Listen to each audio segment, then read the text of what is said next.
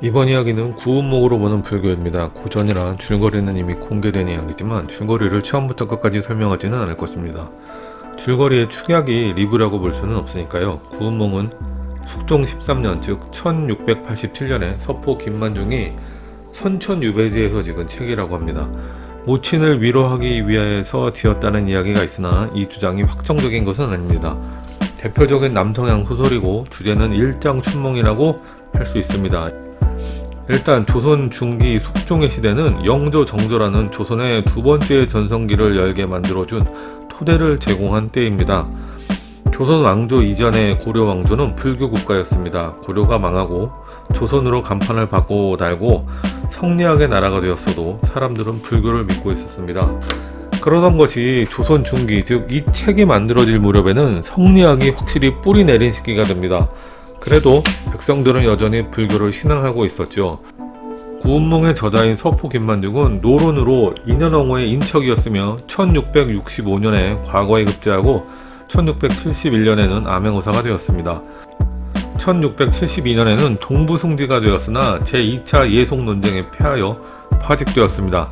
1679년에 복직되어 예조 참의, 공조 판서, 대하 사원까지 올라갑니다. 이후에는 1686년엔 장애민 일가에 대하여 비난하는 상소를 올렸다가 현재 평양무도 선천으로 유배를 가게 되고 1687년에 귀양에서 풀려났지만 기시환국이 일어나면서 남해의 노도로 유배되었고 1692년에 유배된 곳에서 삶을 마치게 됩니다. 그러니까 급제한 커리어 있는 성리학자 김만중의 상식 속의 불교 이렇게 정리되겠습니다. 소설의 시작은 당나라 시절에 서역에서 스님이 와서 형산의 연화봉에 초함을 지었다라고 하고 있습니다. 이 당나라 시대는 지금에 와서도 중국에서 불교가 가장 왕성한 시기로 평가받고 있으며 가장 많은 고승이 배출된 시기라고 합니다. 정토문에 있어서도 빼놓을 수 없는 사람인 선도대사 역시도 이 시기의 사람입니다. 아무튼 이 스님이 사람을 가르치고 귀신을 제도해서 산부초로 칭송받는 육관대사입니다. 이분은 금강경 한 권만을 지니고 있다 하며 주인공 성진의 사부입니다. 여기서 알 수 있는 것은 바로 금강경의 위상입니다. 그리고 작품의 주제가 바로 금강경의 이야기죠. 생각하기에 따라서는 급제한 성리학자의 눈에 불교가 가장 가치가 높다고 생각하는 것이 바로 금강경이라는 이야기가 되기도 합니다. 가장 먼저 생각나는 것은 바로 금강경의 사구계입니다. 무릇 형상이 있는 것은 모두 다 허망하다. 만약 모든 형상을 형상 아닌 것으로 보면 곧 열애를 보리라. 어찌 보면 이 작품을 관통하는 주제이기도 합니다.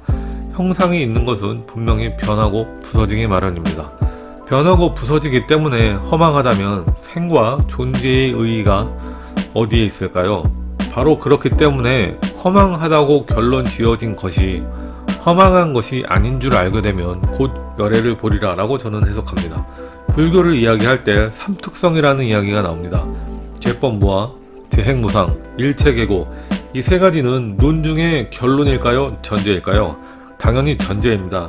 그래서 이 전제만으로 결론 지어지고 끝이면 더 이상 아무것도 필요 없습니다.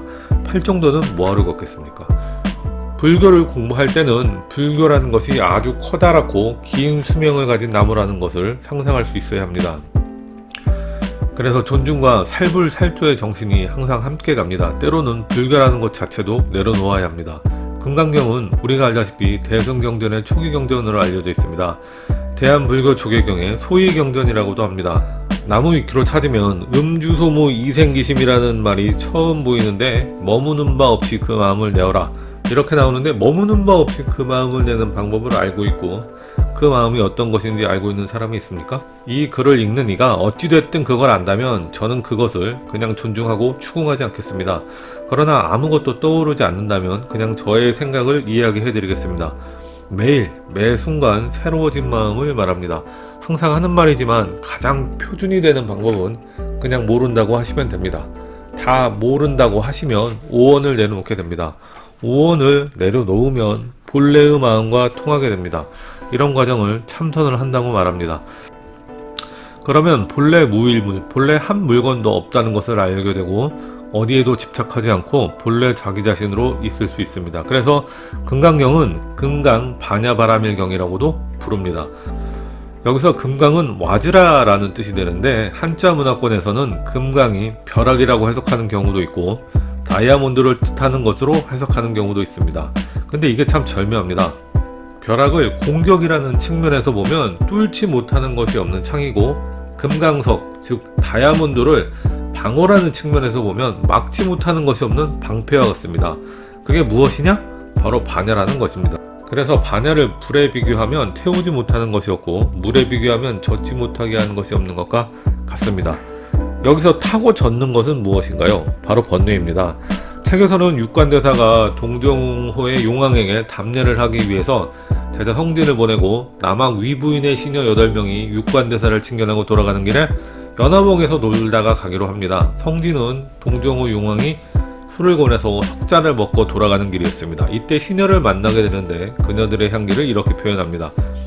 향로의 기운도 화초의 냄새도 아니로되 사람의 뼛속에 사무쳐 정신이 아득하여 가히 형언하지 못할 정도였다. 여러분은 어떤 향기가 가장 인상에 났던가요? 샤넬 넘버 5? 저는 학생 때 도서관에서 뒷자리 여학생의 머리에서 나는 샴푸 냄새가 가장 좋은 향기로 기억하고 있습니다. 누가 뭐래도 호르몬 만땅의 시기였으니까요. 이렇게 호르몬 만땅의 시기에 젊은 남녀가 서로에게 인상을 남기고 헤어지게 됩니다. 그리고 성진은 이렇게 생각합니다. 남자가 세상에 나서 어려서는 공명의 글을 읽고 자라서는 요순 같은 임금을 만나 나면 장수가 되고 들면 정승이 되어 비단옷을 입고 옥대를 두르고 궁궐에 조회하고 눈으로 고운 색을 보고 귀로 좋은 소리를 듣고 은택의 백성에게 미치고 공명을 후세에 전함이 또한 대장부의 일이라 우리 부처의 법문은 한 마리 박과 한 병 물과 2억 원의 경문과 108개 염주뿐이라 도가 비록 높고 아름다우나 적막하기 심하도다. 이렇게 한탄합니다. 요즘 같으면 그냥 왕이 되겠다고 생각했겠지만 이러면 그때 세상에서는 영무입니다. 저자는 유배 중이고 살고 싶다면 당연히 맥시멈이 장수하시면 정승입니다. 이게 수신제가 치국평천하인데 그냥 생각할 때는 욕망이 확대되어 나가는 것이 자연스러운 것 같습니다. 그러나 현실을 살아보면 무게중심을 가족에 두면 출세하기가 쉽지 않고 출세에 무게중심을 두면 가족에게 소홀해질 수밖에 없습니다. 그래서 누구에게는 공자님의 말씀은 불가역적인 것이겠지만 저는 그런 태도에는 찬동할 생각이 없습니다. 구운몽을 통해서 보는 불교 1편은 여기서 마치고 저는 2편으로 다시 돌아오겠습니다.